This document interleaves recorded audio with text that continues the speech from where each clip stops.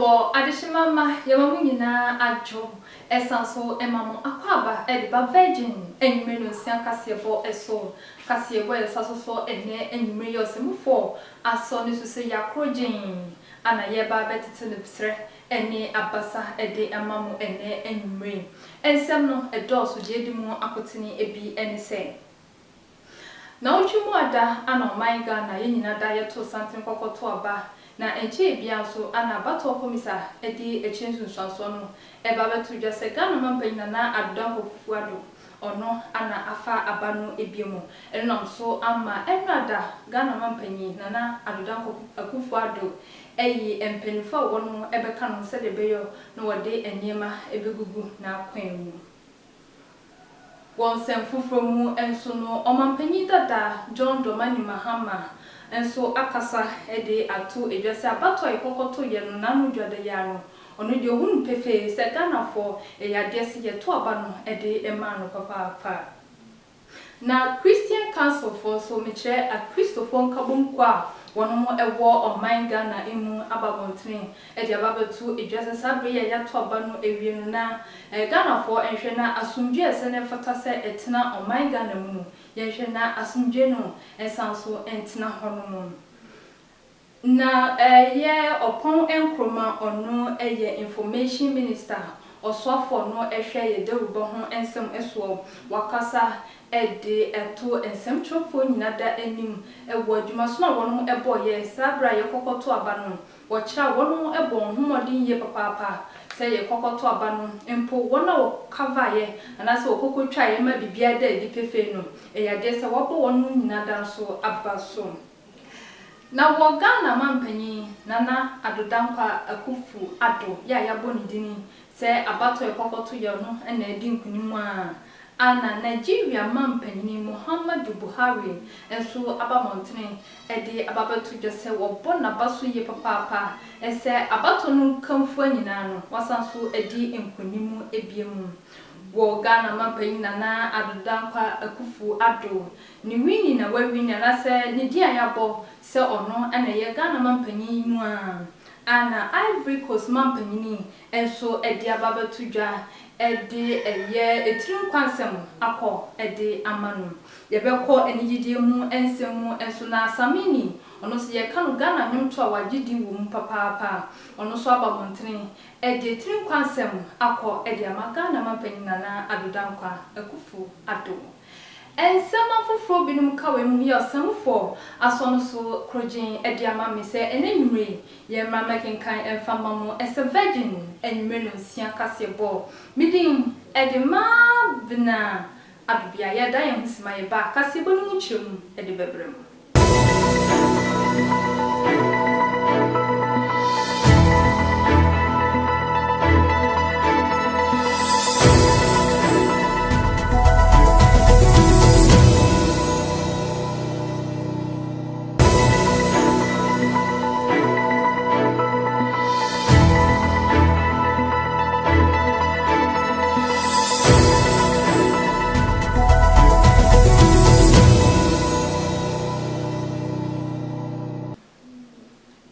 Ebusia yesanso emama kwa babiem edeba virgin enwumenu nsia kasebo no esona ye hyasie edia na otwimu ana oman Ghana yenyina da eto santene ekokoto aba yi ye mpanifo mekire wonma obetina edwamu emrashibidafo eni ye mampanifo selebeyo na wombehwe ma empuntunwuma esene fata no etimi aba oman Ghana emu ni nyina da ekokowi asie no na chese Ghana mampanyi nana adodankwa akufu ado ani yeboni dini se wadi enkunim na oye Ghana mampanyi na enonam so ama Ghana mampanyi nana adodankwa akufu ado ababontene edi ababatu edwa ejina Ghana amamra so eyi empenifo wono beka no ho na se de beyo no mbetimi abono ho ban na enime bi ese na fata so odi gugu akwan mu no ekopem se yebema ne saso se ono ani edi netina akunya kase no eso no wono betimi aboa ama bibia akoso totin Jane Mensa eye abato komisa dwam tinani ono ena wukuade bronya bosome ne de toso nkono ode babetu edwa se eyade na nadodankwa Akufo-Addo a oye frankatufo de ma NPP amanyokuo no wono ena sanfa abenwanom na enure yada ena mampeni na nadodankwa Akufo-Addo ene NPP mpanifo wo mo eye nhyiemu no ase ena wo paw mpanifo wo mo behwe na mfe mpinum ni aduonu baako meche 2021 January ne de tosonson no won behwe na omde na nadodankwa Akufo-Addo esi Ghana benwa ne so se won san medi Ghana so emfe ennan mpanifo wo pa won bi etise Honorable Akosua Frema Osei Opare, Chief of Staff in the Office of the President. Ono ene beye dwamtinani ewo dwumedie no ase. Sanso ena Honorable Yaw Osafo Mafo. Aswafo nyina peni waka ho ebi. Gloria Akufu eye Attorney General. Wono nso eka ho ebi. Eni mpanifo ahodo a wopa wo a eye January ne de tosonson. Won behwe na nadodankwa Akufo-Addo wafswe anase wabeka ntam se wobehwe Ghana eman no eso mfie nan entem Yegusua ewo abato a oman Ghana yeto santene ekokoto ye nanu dwade ya emu na echire sunsunso ibaye ya abato komisa eba abontene edi babatu dwese eye Ghana mampanyini ana wasanso afa aye abato no ebiemu apem ana omampanyi dada John Dramani Mahama ono so efrensem trofo nhyiemu enrada edi ato Ghana fo nyinada anim ese abato ekokoto ye ono de wogidie ewo arehyimu se Ghana fo dodo na eto aba no emanu sanse so hwe na probo pa okoya na jese wogidie se Ghana fo aba no de ekọ edemano Ejuada ya etwemu yi ena Ghana yede yabato ni nyina eba na wieye meche bronya bosome ne da etoso ensom na yeyi mampenin ene mrahye ahodowo ukuade ena abato komisa dwamtinani maami Jane Mensa ede babetu edwase eyade NPP amanyokuo ena afa benwa no meche na nadodankwa Akufo-Addo a oye Ghana nyina ye mampeni wono ena asan afa benwa no eno enam so emamente me ho ase ekopie mu ewo NDC akache enu eyada ena frankatufo edema NDC amanyokuo no John Dramani Mahama mampeni dada omo eye nsemtrefo nhyiemu na wo nhyiemu no ase wo kasa no ena wodi tu dwase eyade a wo mo ehwa abato ne de ekode ma NDC fo papapa eyie na enkamia yese abato komisa ene ni mpanifo ena eni amwa NDC amanyokuo no na wo mo asesa bibia na akọ edi ama NPP amanyokuo no esanse se wo hwe Ghana ewo na probo a wo bo ye nyina mu na wo kire se wo ho ekire wo ewo mampani na nadodankwa na ban a wo bu no emu enunti no wo mo ebesesem chesensa kiraye ebeba ewo afi yabato yi emu enti wo hwe abato yeto ya na yade ansesan ne de eba papapa eyie esanse wo hwe mantema hodowo na wo hwe dia wonya ya na wo se mampani dada John Dramani Mahama wono ene yede ne esi su se wo medi Ghana so emfie enan a ebayi nanso no enkamia yese yisi ene ne mpanifo mecha abato komisa ene ne mpanifo wo mo eni amwa no wo kasa no sei ene wodi tu edwa expressing my deepest gratitude to you for your tremendous support which you expressed overwhelmingly and convincingly at the polls. There's no doubt that Ghanaians from every region of this great nation of ours voted for change. And we did so in both the presidential and parliamentary elections. I'm a staunch believer in the experiment of democracy, a system of governance that allows the ultimate decision-making power to rest in the hands of you, the good people of Ghana. We, the people, who, with an eye towards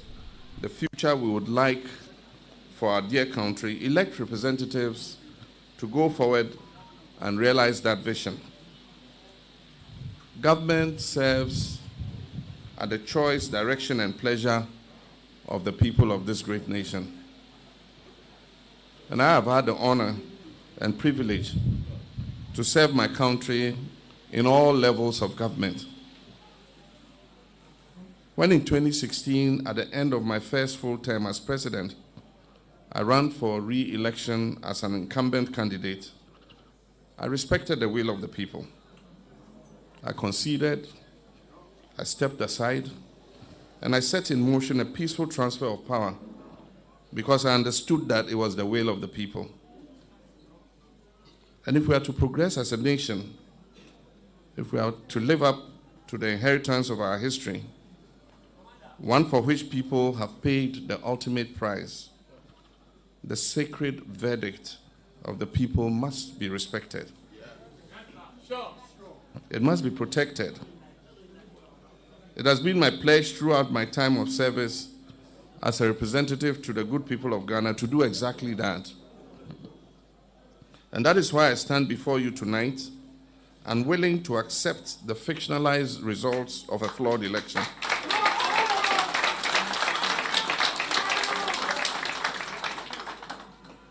My brothers and sisters, it is important to remember that the government that is in power controls all of the state resources and oversees all of the state's institutions. The line he treads between his loyalty to the power that is held by the people and by his own desire to hold on to power can be a very thin one indeed. We went into the 2020 presidential and parliamentary elections with assurances from the Electoral Commission and the relevant state actors that it will be conducted in an atmosphere free from fear and that it will be fair, transparent, and credible. Unfortunately, that has not been the case. Ebusia twa ensemno eso na abato ye kokotu ye ya ana eye Christian Council meche a Christopher nkabom kwa wono ewo oman Ghana emu e dia babatu edwase ye kokotu abanimpo na asumje wo honum dada ye kokotu wie ye nso wo mu se basabasa yo kakra abade na emum no wono ekosoa abosumje hu debro se sabre ya yina etimi ate ye ho ase yakokotu abanu ye hwe na asumje wo oman Ghana mu ensanso entina honum na emum no yabo obidin anase yabo Ghana mampanyi edin so ono ana afa abato no ebia na se ono ne yabo ne din se oye Ghana mampanyi ebiom entino Ghana fo enhwe na ekire sunsuaso e baye no yanyi entum se de be ya asumje ebetimi atena oman Ghana mu afebo Bronya Bosome ne da etosunsun mekire eduwadai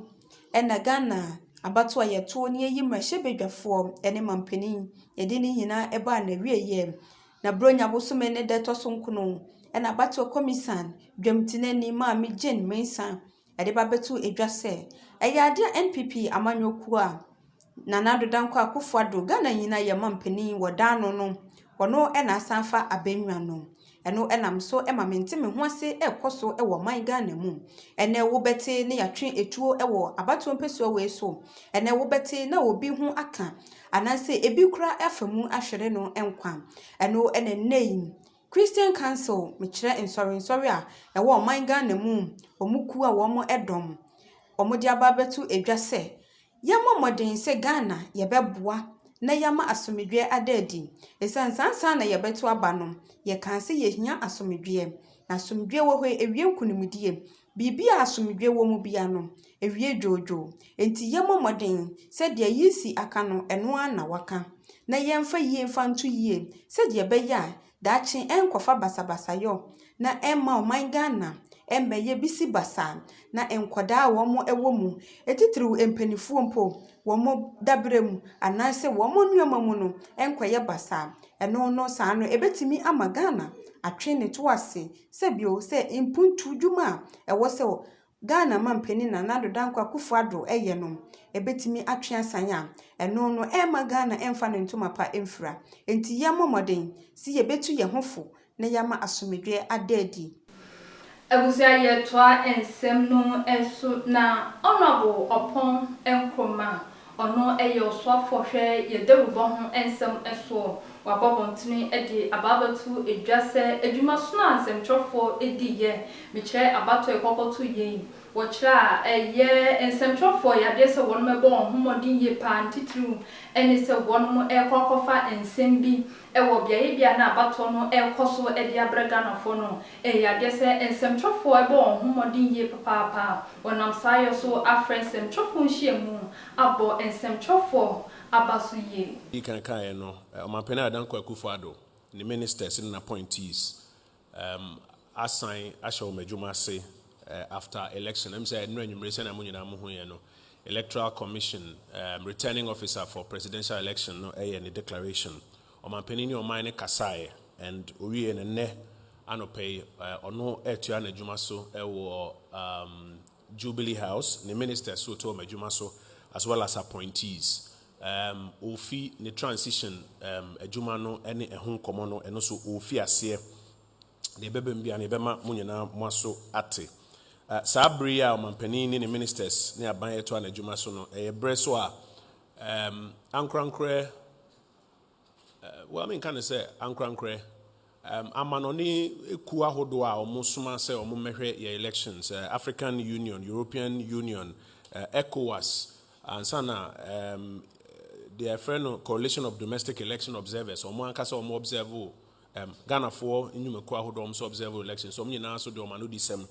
ebeto abontin ni na o masem o kan se abato na eto ye no ekọ totin efa kwan paso dodo na idi o mhuni yama ba komienu bi bia delays ba komienu ba mu wa hase ana ha but o mhuni se ni na ekọ totin ipa dodo di o mhuni ewom na o mo Ghana abaso titiri kodeo statement a omde ba abonten a em say awie omo ne mu eye central phone nhia mu no omo say omo so omo results a omo ka bo mu no ene the Electoral Commission de to abonten no eye pepepe and em say more central phone so stations ni bebre mo so mo ye the same level of tabulation na mo so mo de eto dwa nti bona ye bo Ghana fo nyina aba so adwumaso a yaye nansa na se nanan aba besin ekoi sabre na so titiri ye bo central phone aba so moso adwumaso a moye sa abato brea na se mokoso na moye so na monim central phone adwuma no edi akotene pa wo dodo age nkyira mamu ye frɛ no democracy no edi akotene pa ewom na momo adwuma fe we say mu fi ase senia ye kyerɛkyerɛ kwan ankɔfo mfa so nto aba ye nye manifestos no mu mpensempensem mu eda ye to aba nkasa mo reported from almost the 38,000 polling stations across the country. And yes, I put 275 constituencies in more reported the ECOSO, the AC, the NC in Moma in Ayasote. Na yeto abani ye can results na boom, money dear tree, na Musu Crampo Medica and Abobo who the Roma in Ayatano. Ye bo Obibia Rabaso, ye Coso SRS, Periperia, Modie, Jumano, Yentuaso, Niemfasa Periperia na Encoso and enye dwuma no nkosi na wie na Ghana dodo age nkyira memmu no enya ne nan so enyina awusanye to ensem no eso na yimbohwi enkonkopie mu ewo Nigeria man no emu na Nigeria man panyini Muhammadu Buhari ana wababotene hedi ababetu edwa amagana man panyina na Adodankwa Akufo-Addo wama ne tirim kwa kase pa ewo abato a nanu dwede ye de kwahye so no ya awi asie no yabo ne din so no ana afa konya no ebiemu eyade se wagina so aboga na mampanyi abaso ese yade a wako okoden etimi asanso afa akonya no ebiemu. Muhammadu Buhari eye Nigeria mampanyi wono ene nei wode ababetu edwa se wada Ghana fo nyina ase se o mo ahwe no mo ato aba no ede ama na Adodankwa Akufo-Addo a no ye frankatuni ede ma NPP amanyokuo no se wonsan emedi Ghana so emfie nan entem wakasa no ene ode to aso se asida biesie pa enkomfa ma na Adodankwa Akufo-Addo wo bona baso papa eyie se ne nwuma pa wo beye emfie nan a etwemu enu nti ena ama Ghana wo mo ahwe so no mo ato aba no ede ama no enu nti no wada na se papa eyie wo ma no mo piafo ewe dwuma pa waye wakasa no ena ode to aso se wo ka che na Adodankwa Akufo-Addo se emfie nan a eda nanim yi wono Muhammadu Buhari ene Nigeria man wo mo ne Ghana ebebom aye baako no ma impuntundwuma a egu akwan mu anase eda wo mo ani so no abemu sɛdeɛ wɔn akoma so pɛ ɛno nti ma Nana Addo Dankwa Akufo-Addo enwinwi wɔ biribi mu wɔ hɔ de ma no wɔne Nigeria man nyinaa ɛbɛtaa n'akyi na biribi mu no wɔn aboa no sɛdeɛ ɛbɛyɛ Ghana ɛne Nigeria wɔn ntɛm nyankofa ɛda wɔn ntɛm no ɛbɛkɔ so na biribi akɔdwoodwo ɛwɔ afi mpinum ne aduonum ne afi mpinum ne aduonu ɛnan ntɛm. Yegusua ewo etiri kwansem a amahodwo so mpanifo wono ede Ghana mampanyini na enamsaye so ama Ivory Coast mampanyini eye Alhassan Ouattara ono so ababontene ede etiri kwansem akọ ede Ghana mampanyini ese abato a yekokoto ye wasan so afa akunya no ebiem enu nti omano ayiko. Alhassan Ouattara eye Ivory Coast mampanyini ono nei wobo Nana Addo Dankwa Akufo-Addo abaso ewo abenwa wasan afa se Ghana nyina ye mampani ewo afi yabato a yeto yi emu wo kasa ene wodi tu edwase ade ase ye hwa de ofruduapa ena ye pia no eno nti Ghana fo etena ase no mo hwe ye no na yade Nana Addo Dankwa Akufo-Addo emfie na ya etwemu no wa ye adwuma papapa eyie eno nti ana ama yasa to Nana Addo Dankwa Akufo-Addo ne so abase wo medi Ghana so ebiem ewo afen mfie nan a ebayi emu enu nti no de wo kan nyina ne se Nana Addo Dankwa Akufo-Addo wa ya de enu nti wo manamo na wo bona baso mo piafo esense wa nipa de wo ya de wo se ayeyi na ni nyina ne se woni mampani Nana Addo Dankwa Akufo-Addo anyankofa edo mo ntamu no enya de obemamu atete na emom obehwe na waka aboa no one Nana Addo Dankwa Akufo-Addo omo ahye omo sapomu ensuo se de beya Ghana ebeko nanim na Ivory Coast eno so etimi afa ne ntoma pa efra Ebusa ye jina wesu na ya dan ye husima ye ba ye de kase bono ebeko enigidie ensem emu ye basesia.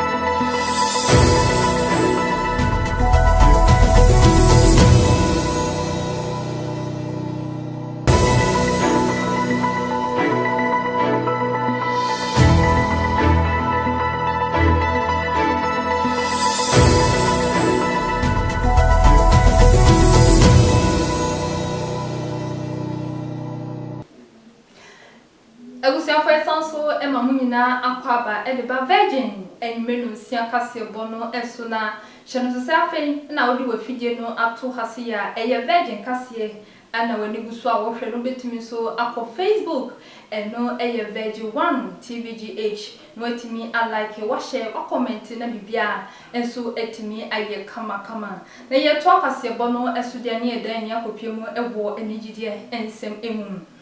Nyumtunia ye bano Ghana nyumto wajidin yani din eni samini ye kwakoto abano oye nyum eba bontena na chese obo Ghana mampanyi eni NPP amanyokonu abaso ye penu enye asemketwa na enwada wasanso edi video bi aba bontena ono nyina eni se obo Ghana mampanyi Nana Addo Dankwa Akufo-Addo abaso ewo se yeyi no anase yebo nidin so ono ana enye Ghana mampanyi no yekohe video no bi emasisia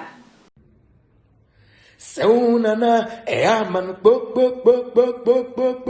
boyaka. Yes. Congratulations, big congratulations to the whole of Ghana for putting Ghana first. Congratulations to everybody that went out to vote.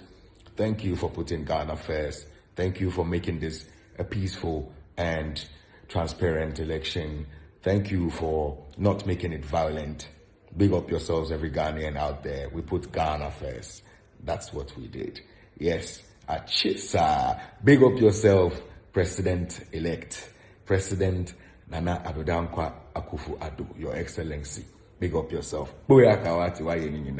Achisa. Yeah, big up everybody that made it possible for the election to be successful. Big up yourself, His Excellency, Ex-President Mr. Mahama, for also making it peaceful, making it calm. Big up yourself, the opposition party. Big up yourself, NPP. Big up NDC. Big up everybody else that was part of the election. this peace wouldn't have been possible without all of you working together and putting Ghana first. So, all for Ghana. Let's all come together and help Nana Addo Dankwa Akufo-Addo continue his next 4 years, and let's all put Ghana first. Let's help him achieve the dreams and aspirations and, you know, all the big plans that he has for the nation. Congratulations to everybody. Big up yourselves. Let's take it easy when we're doing the partying, and let's just not go overboard when we're celebrating to make other people feel away, so that you know what I'm talking about. So when you're celebrating and when you're trying to pick on people, watch your limits so you don't go overboard to start something else that's going to make your Christmas not so exciting. So hey guys, let's get back into the Christmas mood. Let's enjoy ourselves and let's put Ghana first as usual. And yeah, next 4 years it's going to be Ebusiana wesu ni ejira na kase boy bobo ano e de baba somo ene enwure no ye duni nyina esina aseda no enkoma obibia oboaye e makase boy e koso totin unso wutifia wo hwe virgin kase no ye sanso e de aseda piese e ko e de ma medin e de ma vina adobia ye mamu nyina mo hwe nitia enya ado